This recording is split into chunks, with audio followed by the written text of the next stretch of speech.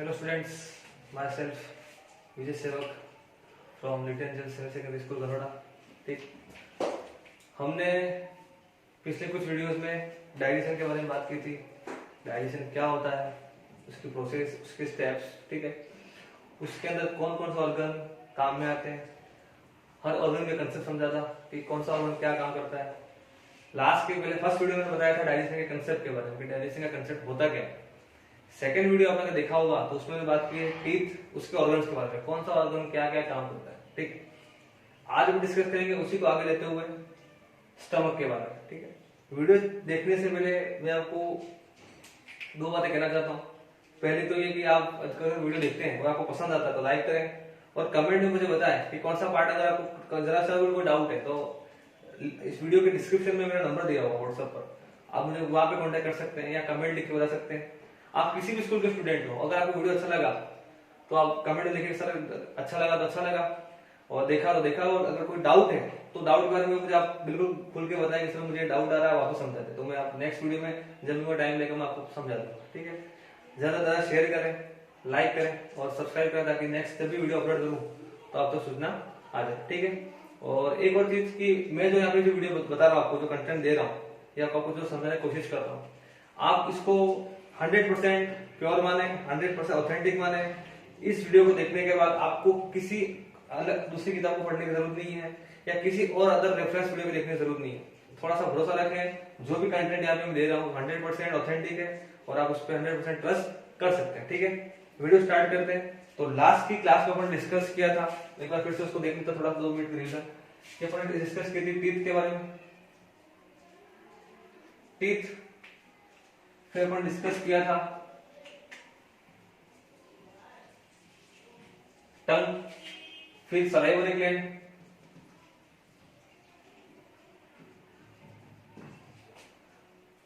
Pharynx और oesophagus.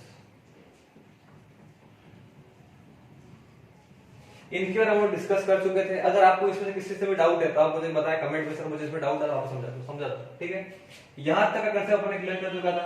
हमने यहाँ एक चीज देखी थी कि यहां तक आते आते यहाँ पर जो ये पूरा किसका पार्ट था, ये पूरा पार्ट है माउथ का, और माउथ के अंदर भी किसका, बकल केविटी का, मतलब अपन इसको क्या बोल सकते हैं, बकल केविटी बोल सकते हैं, इसका ही पार्ट है।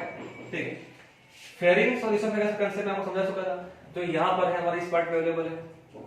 ठीक है, अब यहां पर जो फूड था, यहां पर जो फूड था, हमने जब फूड खाया था वो अब यहां पर तो क्या हो गया, बोलस, क्या हो गया, बोलस। तो फूड की अब जो कंडीशन है, जो स्टेप है वो चेंज हो गई। फूड अब क्या हो गया है, बोलस, और अब इसोफेगस से आएगा कहां पर आएगा ये, स्टमक। ठीक है, अब स्टमक पर आएगा। स्टमक में आने के बाद इसके अंदर क्या क्या प्रोसेस होती है, कौन कौन से एंजाइम आपको मिलते हैं, कौन से कंपोनेंट का डाइजेशन होता है, किस तरीके से होता है, कैसे होता है, ये सारी बात हम आज की वीडियो में डिस्कस करने वाले हैं। ठीक है, तो आपको यहां तक अगर कंसेप्ट क्लियर है तो आप मुझे बिल्कुल बता दें सर यहाँ तक कंसेप्ट क्लियर है, तो अपन मैं आज के वीडियो में यहाँ से स्टार्ट करूँ। ठीक है, तो हम वापस थोड़ा सा देख लेते हैं। माउथ के अंदर सलाइवरी ग्लैंड मिल गई, फूड बोलस हो गया, टाइलिन एंजाइम अपना काम कर दिया, लाइसोसोम अपना काम कर दिया, इसोफेगस में डाइजेशन नहीं होता, सीधा फूड जो बोलस से वो काम हो रहा है स्टमक के अंदर। तो इसको डायग्राम से देखा जाए,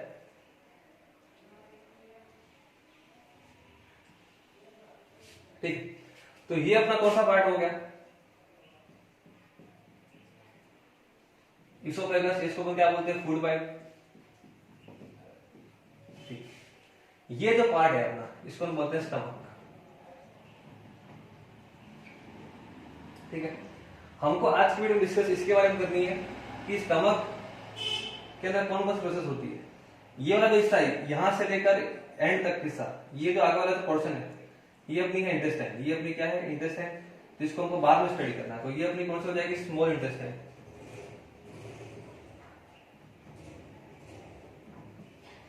ठीक है, यहां पर एक छोटी सी एक ग्लैंड है साइड में बिल्कुल इस पार्ट में, उसको हम बोलते हैं पेनक्रियास। और बिल्कुल यहाँ पर जस्ट इसके ऊपर एब्डोमेन कैविटी, डायफ्राम के जस्ट ऊपर, एब्डोमेन कैविटी के ऊपर यहाँ पर एक और ग्लैंड है जिसका नाम है लीवर, और यहां से और यहां से इसका लीवर के अंदर एक जूस है जिसका नाम है बाइल जूस, और यहां से एक जूस जिसका नाम है पेनक्रियाटिक जूस। ये यहां पर मिलते हैं किसके अंदर, स्मॉल इंटेस्टाइन के ड्यूडेनम के अंदर।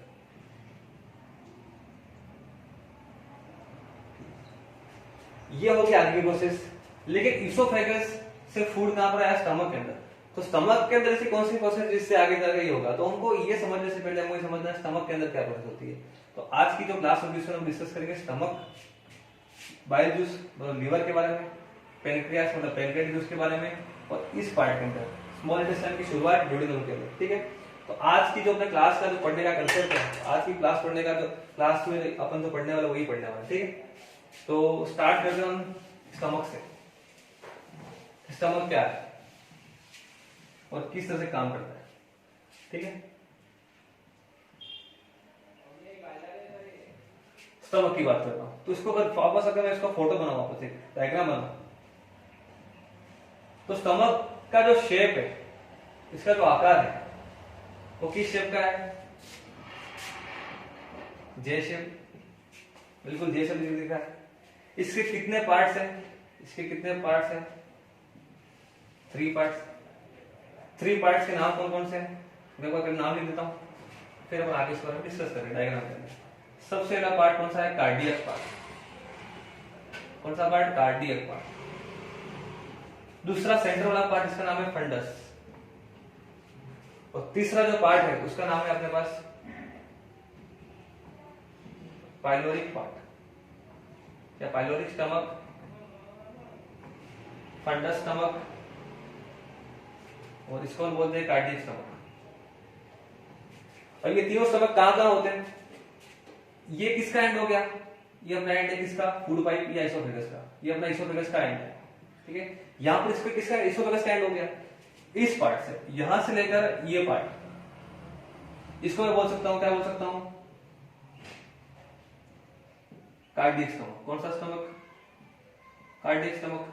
ठीक है, ये किसकी शुरुआत हो गई, ये किसकी शुरुआत है, स्मॉल इंटेस्टाइन की।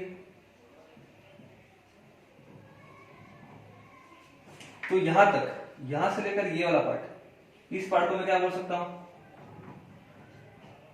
पाइलोरिक स्टमक, बिल्कुल बोल सकता हूं। और जो सेंटर वाला पार्ट है, ये वाला पार्ट, इस पार्ट को मैं क्या बोलूंगा, फंडस या फंडिक। कुछ लिखा हुआ फंडिक लिखा हुआ तो फंडिक स्टमक। ठीक है, तो अपन को एक बात समझ में आ चुकी है कि स्टमक के 3 पार्ट,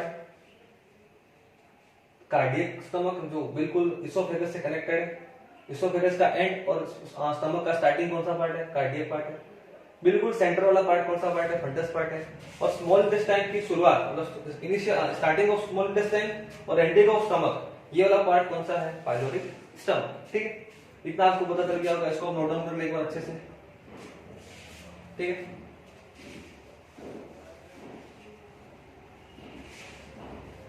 अब इसका नाम क्या है, इसको हम क्या बोल सकते हैं, इसको हम बोल सकते हैं warehouse of body, warehouse of digestion या वेयर हाउस ऑफ फूड।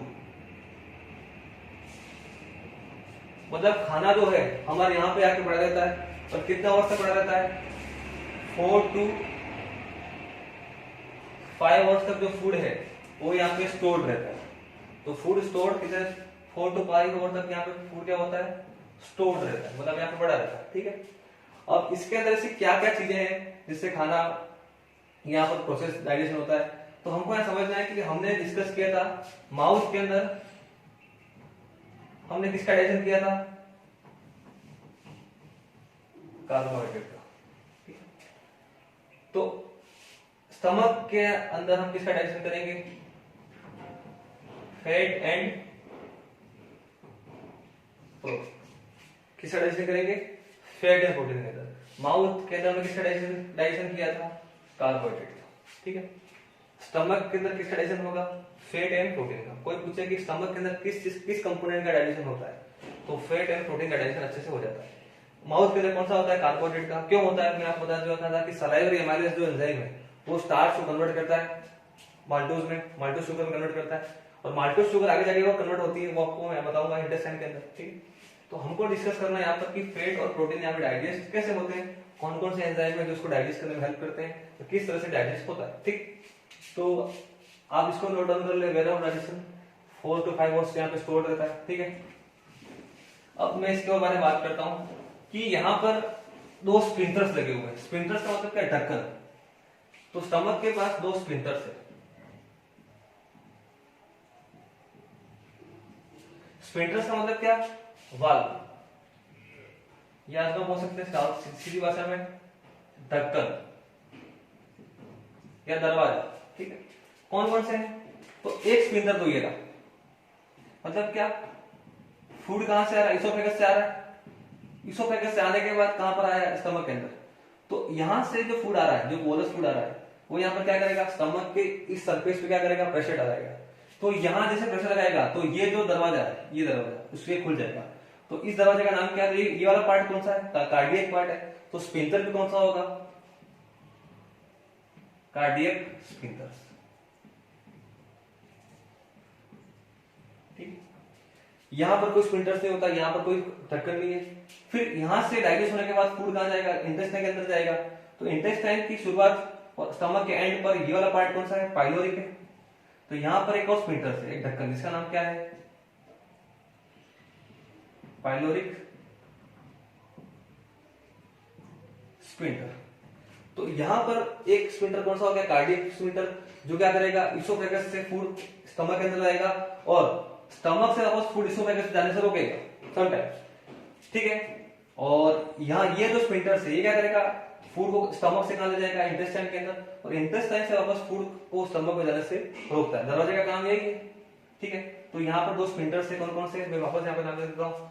पहला स्पिंटर का नाम है कार्डियक, और दूसरा स्पिंटर कौन सा हमारे पास, पाइलोरिक स्पिंटर। ठीक है, इन दोनों का काम क्या है, ये कहां पर पाई जाएगा, यहाँ ये कहां पर होता है, बिल्कुल इसोफेगस के जस्ट नीचे, स्टमक की शुरुआत के अंदर। तो इसोफेगस जो फूड आएगा वो सीधा कहां पर आएगा, स्टमक के अंदर आएगा, और कौन से स्पिंटर से होते हुए आएगा, कौन से स्पिंटर से होता हुआ आएगा, कार्डियक स्पिंटर के अंदर। और स्मॉल इंटेस्टाइन के अंदर जो फूड जाएगा वो कौन से स्पिंटर से होकर जाएगा, तो पाइलोरिक स्पिंटर्स के अंदर जाएगा। और स्पिंटर का कंसेप्ट क्या है, वाल्व होते हैं, ढक्कन होते हैं, दरवाजे होते हैं जो इधर उधर जाने से रोकते हैं। और हमारी हम जो खाना खाते हैं तो डकार आती है या आवाज आती है पेट से, स्टमक से, तो वो आवाज आने का जो साउंड आता है, वो जो साउंड का रीजन क्या है, ये स्पिंटर्स का बंद, ओपन हो रहा, क्लोज होना। इन स्पिंटर्स के ओपन और क्लोज होने से ही हमारे जो पेट से आवाज आती है, आपने महसूस की होगी, डकार आती है उनको, या हम अलग अलग साउंड्स आते हैं। तो अलग अलग साउंड्स आने का रीजन क्या है कि जब स्पिंटर्स ओपन या क्लोज होते हैं तो उनके ओपन और क्लोज होने से बहुत सारे साउंड क्रिएट होता है जो हमको सुनाई देता है। ठीक है, तो यहां तक की बात मैंने आपसे और कर चुका हूं। ठीक है, अब स्टमक के अंदर ऐसा है क्या, ऐसी कौन सी चीजें हैं जिससे डाइजेशन करता है। ठीक है, तो मैं यहां पर थोड़ा डिस्कस करता हूं कि ये पूरा स्टमक है, फॉर एग्जांपल ये पूरा स्टमक है। ठीक है, इस स्टमक के मैंने बीच इस पार्ट को काट दिया, मुझे देखना है कि इसके अंदर है क्या, सैंपल देखना है मुझे कि इसके अंदर है क्या, तो इसको मैं देखूं। ठीक है, तो इस पूरे स्टमक के मैंने इस पार्ट को ले लिया, फॉर एग्जांपल इस पार्ट को मैंने लिया, तो यहां पर देखूं मैं गौर से इसको, तो कुछ ऐसी सेल्स हैं, इन सेल्स को मैंने क्या बोल दिया, एपिथेलियल सेल्स।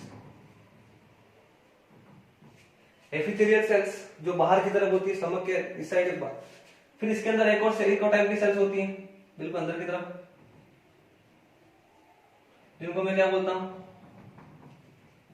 ऑक्जेंटिक सेल्स, जिनको मैंने क्या नाम दे दिया, ऑक्जेंटिक सेल्स। बाहर वाली सेल्स का नाम क्या है, एपिथेलियल सेल्स। जो अंदर की तरफ है इनसाइड, उनका नाम क्या, ऑक्जेंटिक सेल्स। ठीक है, और बीच में यहां से एक छोटी सी ग्लैंड निकलती है जिसका नाम क्या है, किसी को आइडिया हो तो मुझे बताओ, इसका नाम क्या हो जाएगा, गैस्ट्रिक ग्लैंड। कौन सी ग्लैंड, वेरी इंपॉर्टेंट, कौन सी ग्लैंड, गैस्ट्रिक ग्लैंड, जिसको और दूसरा नाम क्या है इसका, पाइलोरिक ग्लैंड। तो स्टमक का मैंने एक सैंपल लिया, मुझे देखना है कि स्टमक के अंदर है क्या। तो मैंने जैसे इसको सैंपल लिया तो देखा यहाँ पर कि बाहर वाले जो सेल्स है उनका नाम क्या है, एपिथेलियल सेल्स, जो बाहर की तरफ है, स्टमक के बाहर, मतलब इसकी बॉडी के बाहर की तरफ, ये वाला हिस्सा, ये पूरा स्टमक है तो इसके ये वाला जो अंदर बाहर वाला है बिल्कुल आउटर, उसका नाम क्या है, एपिथेलियल सेल्स। थोड़ा सा अंदर मिडल वाली जो सेल है उसका नाम क्या हो गया, ऑक्जेंटिक सेल्स। और बिल्कुल बीच में ये जो आपको दिख रहा है ग्लैंड वाला पोर्शन, इसका नाम क्या हो जाएगा, गैस्ट्रिक ग्लैंड या पाइलोरिक ग्लैंड। अब ये काम कैसे करते हैं इसको देखते हैं, ठीक है।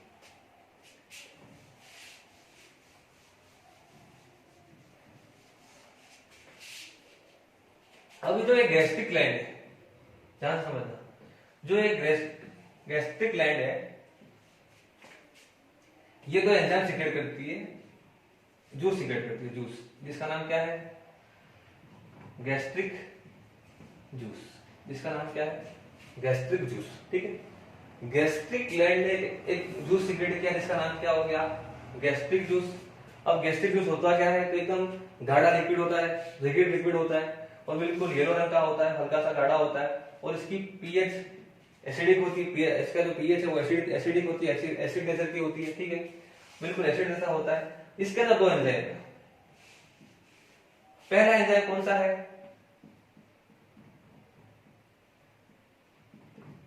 पेप्सिन, कौन सा एंजाइम है, पेप्सिन। और दूसरा है हमारे पास कौन सा, रेनिन एंजाइम। पेप्सिन और रेनिन, ये दो एंजाइम किसके अंदर पाए जाते हैं, गैस्ट्रिक ग्लैंड के अंदर पाए जाते हैं। मैं इसको रब करता हूं एक बार, ठीक है, आपको यहां से समझ आया होगा, थोड़ा सा इसको रब करता हूं, ठीक है।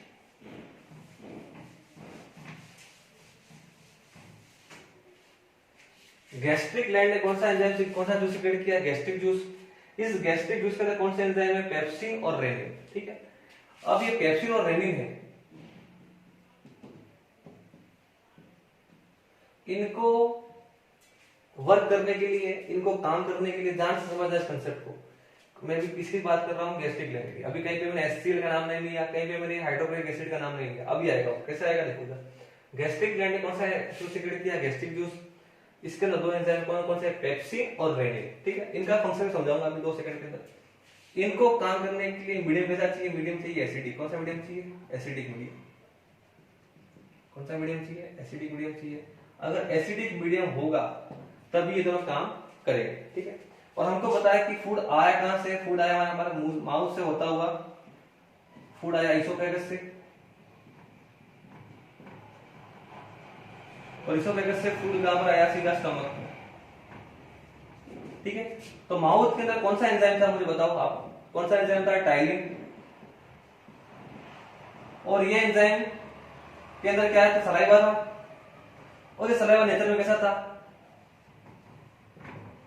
बेसिक। कैसा था, बेसिक। ये एंजाइम एसिडिक नहीं था, कैसा था, बेसिक था। और इनको मीडियम कैसा चाहिए, एसिडिक। तो माउथ से जो फूड आया कौन सा, बोलस, जो स्टमक के अंदर आया, वो फूड एक्चुअली में है कैसा, उसका नेचर कैसा है, उसका नेचर कैसा है, बेसिक नेचर का, ठीक है। क्योंकि उसके अंदर कौन सा एंजाइम है, टाइलिन एंजाइम। पेप्सिन और रेनिन को काम करने के लिए कौन सा मीडियम चाहिए, एसिडिक मीडियम। तो क्या होगा, अब क्या होगा, तो अब यहां पर क्या होगा, पेप्सिन और रेनिन किसको कांटेक्ट करेंगे, किसको कांटेक्ट करेंगे बताओ मुझे, ये कांटेक्ट करेंगे किसको, इसको, इसका नाम क्या है,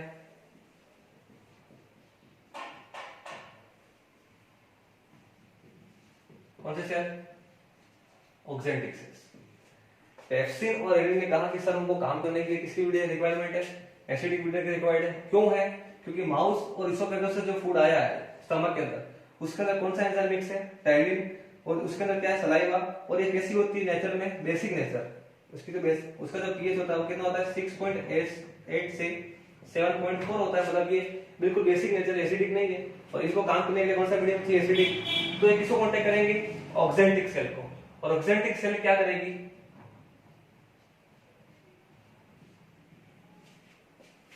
जिसका नाम क्या है, मैंने यहाँ पे लिखा HCl। HCl की फुल फॉर्म क्या है, आपको बताओ कि क्या है इसकी फुल फॉर्म, हाइड्रो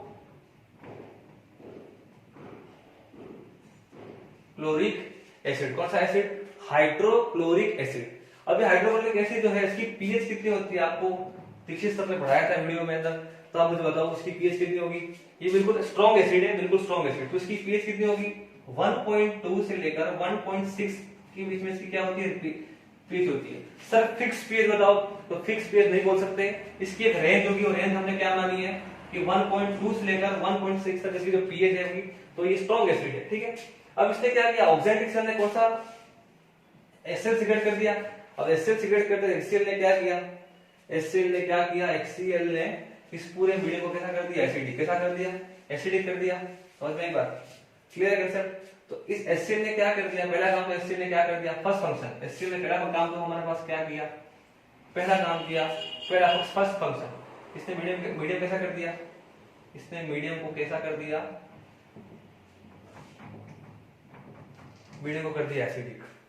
एसिडिक क्यों किया, मैंने फिर से बताया, वापस बता रहा हूं, एसिडिक क्यों किया, क्योंकि पेप्सिन और रेनिन इन दोनों को क्या चाहिए, एसिडिक मीडियम। फूड कौन से मीडियम का था, बेसिक नेचर का, जो बेसिक था नेचर में। तो सबसे पहले इसने क्या किया, मीडियम को कैसा कर दिया, एसिडिक।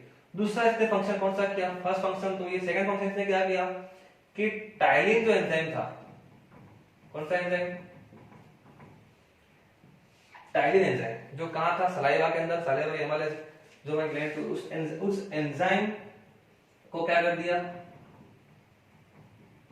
डीएक्टिव, क्या कर दिया, डीएक्टिव, कि अब आपका काम हो गया, अब अपना काम बंद कर दो। तो इसने क्या कर दिया, टाइलिन एंजाइम को क्या कर दिया, डीएक्टिव कर दिया। अब टाइलिन एंजाइम को डीएक्टिव कर दिया तो इससे हुआ क्या कि फूड अब कैसा हो गया, फूड की नेचर कैसा हो गया, एसिडिक, कैसा हो गया, फूड का नेचर कैसा हो गया, एसिडिक हो गया। एसिडिक होने के बाद इसने क्या किया, किसको एक्टिव कर दिया, पेप्सिन, किसको एक्टिव कर दिया, पेप्सिन को क्या कर दिया, एक्टिव कर दिया। एक्चुअल में पेप्सिन एंजाइम नहीं है, एंजाइम का नाम है पेप्सिनोजन। एंजाइम कौन सा है, पेप्सिनोजन। फिर से ध्यान समझना, एंजाइम कौन सा है, पेप्सिनोजन। जब भी आपको कहीं पे लिखा हुआ दिख जाए, कौन सा, ओजन, कौन सा, नोजन लिखा हुआ दिख जाए, ये ओजन, इसका मतलब क्या, किसी के भी पीछे अगर आपको क्या दिख जाए, ओजन लिखा हुआ दिख जाए, इसका मतलब आपको समझ जाना है कि वो एंजाइम किस फॉर्म में है, वो किस फॉर्म में होगा, कौन सी फॉर्म में होगा, डीएक्टिव फॉर्म। कौन सी फॉर्म में होगा, वो डीएक्टिव फॉर्म में होगा, वो एक्टिव नहीं होगा। तो उसको एक्टिव करने के लिए क्या चाहिए, समझना ध्यान से, इसको मिटा दो मैं। तो इस पेप्सिनोजन एंजाइम को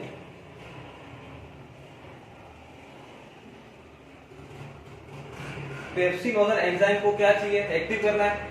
अब ये किस फॉर्म में, डीएक्टिव फॉर्म में, अभी एक्टिव नहीं है ये। इसको एक्टिव करने के लिए मुझे क्या चाहिए, किसने एक्टिव किया, HCl ने। तो HCl ने क्या किया, इस पेप्सिनोजन को किसमें कन्वर्ट कर दिया, पेप्सिन, किसमें कन्वर्ट कर दिया, पेप्सिन में। पेप्सिन कौन सी फॉर्म है, बताओ, पेप्सिन कौन सी फॉर्म हो जाएगी, एक्टिव फॉर्म। इस पेप्सिन ने क्या किया, अब आगे जाके पेप्सिन क्या करेगा, पेप्सिन ने किसको डाइजेस्ट कर दिया, प्रोटीन, किसको डाइजेस्ट कर दिया, प्रोटीन। और लास्ट में कन्वर्ट क्या हुआ, मैंने आपको जब वीडियो शुरुआत किया था तो मैंने आपको बताया था कि जो कार्बोहाइड्रेट है वो किस पे चेंज होता है, ग्लूकोज एंड ग्लाइकोजन में। प्रोटीन किस पे डाइजेस्ट होता है, एमिनो एसिड्स में। तो प्रोटीन को इसमें किसमें कन्वर्ट कर दिया, लास्ट में चेंज क्या होगा, एमिनो एसिड। तो पेप्सिन एंजाइम ने क्या किया, पेप्सिन एंजाइम ने किसको डाइजेस्ट किया, प्रोटीन, पी से पेप्सिन, पी से प्रोटीन। तो कोई पूछे पेप्सिन एंजाइम का काम क्या है, पी से प्रोटीन, पी से पेप्सिन। तो पेप्सिन एंजाइम का काम क्या है, प्रोटीन को डाइजेस्ट करना और किसमें चेंज करना, एमिनो एसिड करना, ठीक है। तो पेप्सिन एंजाइम का फंक्शन समझ में आया आपको। तो HCl ने क्या किया, सबसे पहले मीडियम को क्या कर दिया, एसिडिक कर दिया। दूसरा क्या, टाइलिन एंजाइम को क्या कर दिया, डीएक्टिव कर दिया। मीडियम को कैसा कर दिया, एसिडिक। पेप्सिन एंजाइम को क्या कर दिया, एक्टिव। एंजाइम कौन सा था, पेप्सिनोजन। कौन सी फॉर्म में था, डीएक्टिव फॉर्म में। कैसे पता चला, जिसके पीछे भी ओजन आ जाए, जिसके भी एंजाइम के पीछे ओजन आ जाए और जिसके पीछे भी AS आ जाए, जैसे मैं लिख रहा हूं AAC, वो भी क्या हो जाएगा, एमाइलस, एमाइलस। ये जिस AS आ रहे हैं इसका मतलब वो क्या है, वो भी एंजाइम है, ठीक है। आपको पता लगना चाहिए, थोड़ी सी तरीके हैं ये कि ओजन का मतलब क्या है, कोई भी एंजाइम हो वो कौन सी फॉर्म में होगा, डीएक्टिव फॉर्म में होगा। एस का मतलब क्या है, वो एंजाइम है, ठीक है। तो उसने सबसे पहले काम क्या कर दिया, ये पेप्सिन एंजाइम का फंक्शन को समझ में आ गया कि पेप्सिन एंजाइम को एक्टिव किसने किया, पेप्सिनोजन को। HCl ने किसमें कन्वर्ट किया, पेप्सिन में। पेप्सिन कौन सी फॉर्म थी, एक्टिव फॉर्म थी। अब इस पेप्सिन ने किसको डाइजेस्ट किया, प्रोटीन को, और प्रोटीन लास्ट में चेंज किसमें होगा, एमिनो एसिड में, ठीक है।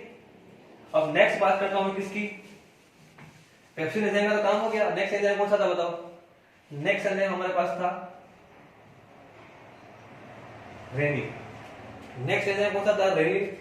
ये एक मात्र ऐसा एक एंजाइम है, इसके बारे में थोड़ी सी अच्छी बात है आपको ध्यान रखनी है कि रेनिन एंजाइम जो होता है वो जो छोटे बच्चे होते हैं, स्मॉल किड्स, और गाय और भैंस के बच्चों के अंदर, गाय और भैंस के बच्चों के अंदर, छोटे इंसान के छोटे बच्चों के अंदर ये एक्टिव होता है।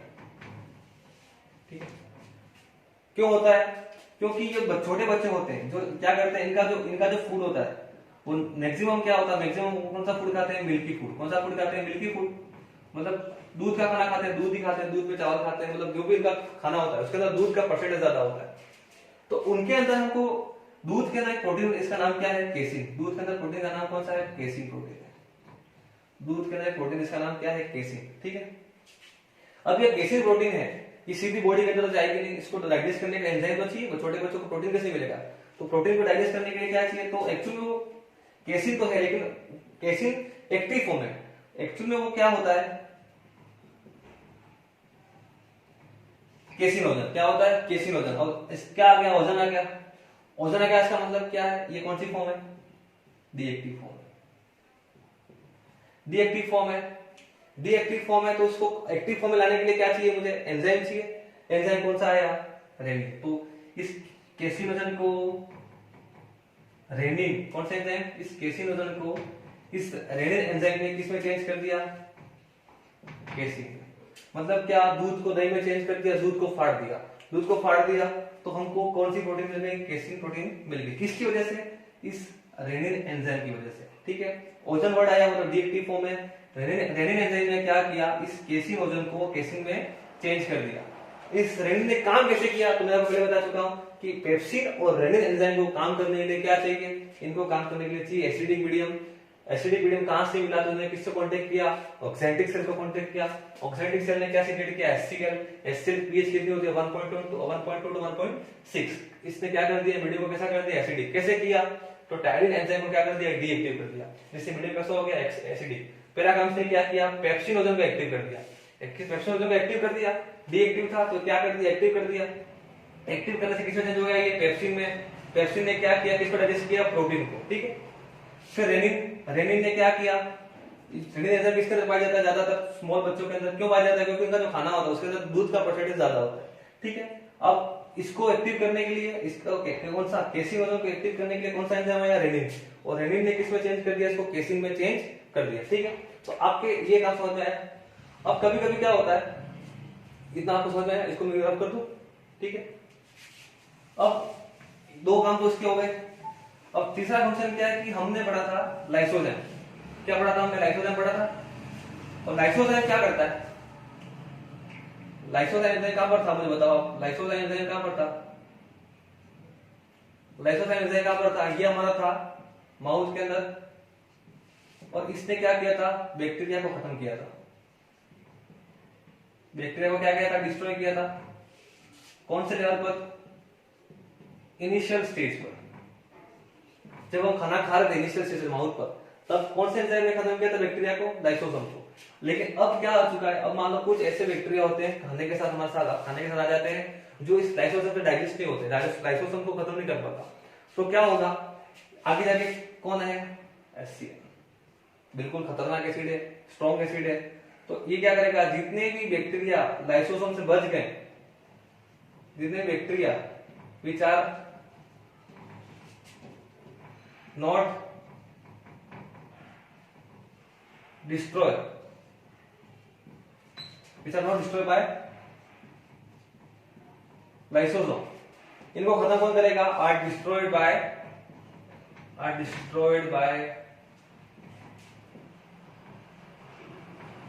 HCl, are destroyed by HCl। जितने भी ऐसे बैक्टीरिया थे जो किससे डाइजेस्ट नहीं हो पाए? लाइसोजाइम से, तो उनको डाइजेस्ट करने का काम कौन करेगा? हमारा HCl। कौन करेगा? HCl। ठीक है, बात समझ में आई। तो लाइसोजाइम से जो बैक्टीरिया डाइजेस्ट नहीं हो पाए, जो मर नहीं पाए, जो डिस्ट्रॉय नहीं हो पाए, तो उनको खत्म कौन करेगा? HCl करेगा। तो HCl का एक और काम को पता चल गया। ठीक है, इसको मैं रब करता हूं, अब इसको नोट डाउन कर ले।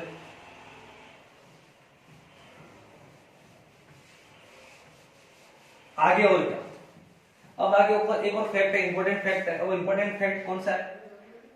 एक फैक्ट है हमारे पास कि कभी कभी क्या होता है कि जो एसिड है, ये एसिड कौन सा एसिड, HCl, इसका कॉन्सेंट्रेशन कभी कभी बढ़ जाता है। मतलब पेट के अंदर, हमारे जो स्टमक के अंदर जो एसिड है, ऑक्जेंटिक सेल्स, कभी कभी क्या होता है, हम खाने का टाइम हमारा फिक्स नहीं होता, समझ में आ रहा है। माइंड जैसे कि हमारे मुंह के अंदर कुछ गया, तो माइंड सीधा किसको, जो हमारा नर्वस सिस्टम है सीधा किसको कांटेक्ट करता है, स्टमक को, कि बॉडी के अंदर फूड आने वाला है, तो आप क्या करो, ऑक्जेंटिक सेल को बोलो कि HCl सीक्रेट कर दे। और फूड अंदर गया नहीं, खाने का टाइम चेंज हुआ, तो HCl तो सीक्रेट हो गया। अब HCl को क्या चाहिए, फूड चाहिए, बैक्टीरिया चाहिए खत्म करने के लिए, तो ये खाना गया नहीं, तो ये एसिड क्या हो गया, HCl बढ़ गया। HCl बढ़ गया तो ये किसका फॉर्म ले लेगा आगे जाके, एसिडिटी। किसका फॉर्म ले लेगा, एसिडिटी। एसिडिटी का मतलब क्या, एसिड का बढ़ना। पेट के अंदर, स्टमक के अंदर एसिड बढ़ गया, किसका फॉर्म हो गया, एसिडिटी हो गया। अब इसके बहुत सारे रीजन है, एसिडिटी कैसे होती है सर। एसिडिटी होने के बहुत सारे रीजन है। पहला रीजन क्या है कि हमारे खाने का टाइम फिक्स नहीं है, हम कभी भी खा लेते हैं, जब खाने का टाइम होता है तब खाते नहीं है, जब नहीं होता तब खा लेते हैं, इससे क्या होता है, एसिडिटी होती है। दूसरा इसका रीजन क्या है, च्युइंगम खाना। हमारे माउथ को क्या लगता है कि माउथ किसको कांटेक्ट करता है, नर्वस सिस्टम को। नर्वस सिस्टम को लगता है कि अब खाना पेट के अंदर जाने वाला, तो किसको कांटेक्ट करेगा, ऑक्जेंटिक सेल को, कि आप HCl सीक्रेट कर दो। अब HCl सीक्रेट कर दिया, लेकिन खाना गया नहीं, क्योंकि वो हम च्युइंगम स्टमक के अंदर उतारते नहीं है, तो HCl सीक्रेट हो गया। अब HCl को काम करने के लिए कुछ मिला ही नहीं, तो एसिडिटी हो जाएगी। तीसरा क्या, हम बहुत स्पाइसी खाना खाते हैं, तेज मसालेदार खाना खाते हैं। अब तेज मसालेदार खाना खाने से भी प्रॉब्लम हो सकती है, तो एसिडिटी के बहुत सारे कारण है। अब होता क्या है, एसिडिटी से क्या होगा कि हमको खट्टी डकार आएंगी, है ना, पेट में जलन होगी। तो अब हमारे बॉडी के अंदर क्या बढ़ गया, एसिड बढ़ गया। क्या बढ़ गया, एसिड। हम लोग क्या करते हैं, एसिड बढ़ा है और एसिड ही खाते हैं। एसिड बढ़ा, एसिड खाते, इसका मतलब क्या, जैसे हमारी बॉडी के अंदर एसिड बढ़ गया, तो हम लोग क्या खाते हैं, नींबू पानी खाते हैं। ठीक है, नींबू पानी पीते हैं, नींबू ऐसी चीजें खाते हैं जिसको, जो पहले से एसिड है। नींबू के अंदर आपको पता है सिट्रिक एसिड है, वो भी एसिड, ये भी एसिड, तो एसिड ज्यादा रिएक्शन करेगा, स्ट्रॉन्ग एसिड हो जाएंगे। तो हमको उस टाइम क्या करना पड़ेगा, हमको पता है कि आपने 5th चैप्टर के अंदर पढ़ा होगा कि एसिड के साथ कौन काम करेगा, बेस। और एसिड के साथ अगर बेस काम करेगा तो उस रिएक्शन को मैं क्या बोलता हूं, न्यूट्रलाइजेशन रिएक्शन। कौन सी रिएक्शन, न्यूट्रलाइजेशन रिएक्शन। उससे क्या होगा, जब एसिड और बेस आपस में क्या करेंगे, रिएक्ट करेंगे, तो एक प्रोसेस होगी जिसका नाम क्या हो गया, न्यूट्रलाइजेशन। इसको अपन हिंदी में कहते हैं उदासीनीकरण। क्या बोलेंगे इसको, उदासीनीकरण। इसका मतलब क्या, एसिड बेस से करेंगे, दोनों अपने अपनी प्रॉपर्टी खत्म कर देंगे और कैसे हो जाएंगे, न्यूट्रल हो जाएंगे। कैसे कि HCl था, ये स्ट्रॉन्ग एसिड है। कौन सा एसिड है, स्ट्रॉन्ग एसिड है। ठीक है, अब ये तो एसिड है, अब एसिड को कम करना है तो क्या लेना पड़ेगा मुझे, एसिड को कम करना है, क्या लेना पड़ेगा बताओ। एसिड को मुझे कम करना है, फिर से बात क्या लेना पड़ेगा, मुझे बेस लेना पड़ेगा। और बेस भी किसका, कैल्शियम और मैग्नीशियम के। ठीक है, और हाइड्रोक्साइड। तो मैंने यहां पे ले लिया मैग्नीशियम हाइड्रोक्साइड। अब मैग्नीशियम हाइड्रोक्साइड का एक नाम है, OH तो आया, मतलब क्या, ये हाइड्रोक्साइड। इसका साइंटिफिक नाम क्या होगा, इसका साइंटिफिक नाम है इसका मैग्नीशियम। Mg का मतलब क्या, मैग्नीशियम, और हाइड्रो ऑक्साइड, ये तो इसका साइंटिफिक नाम हो गया। और जनरल भाषा में इसका नाम क्या है, तो इसका नाम क्या है, मिल्क ऑफ मैग्नीशियम। इसका नाम क्या है, मिल्क ऑफ, इसका नाम क्या हो जाएगा, मिल्क ऑफ मैग्नीशियम। अब ये भी स्ट्रॉन्ग एसिड है, ये भी स्ट्रॉन्ग बेस, तो क्या होगा, कौन सी रिएक्शन होगी, न्यूट्रलाइजेशन रिएक्शन। तो क्या हो जाएगा, MgCl2 और H2। क्या बन गया, MgCl2 बन गया और H2 हो गया। अब ये क्या हो जाएगा, न्यूट्रल। ये क्या हो जाएगा, न्यूट्रल प्रोसेस होगी। कौन सी प्रोसेस होगी, न्यूट्रल।